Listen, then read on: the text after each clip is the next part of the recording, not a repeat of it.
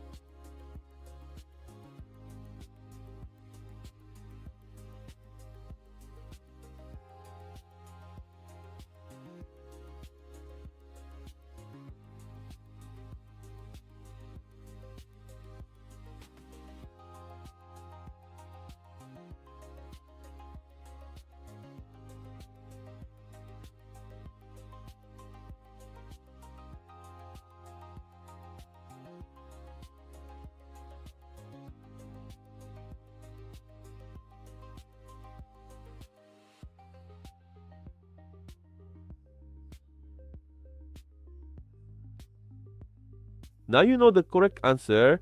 If you got it right, comment below. If you got it wrong, don't worry. This type of expression tricks many people. Leave your like and subscribe to the channel and follow the upcoming challenges. See you in the next video.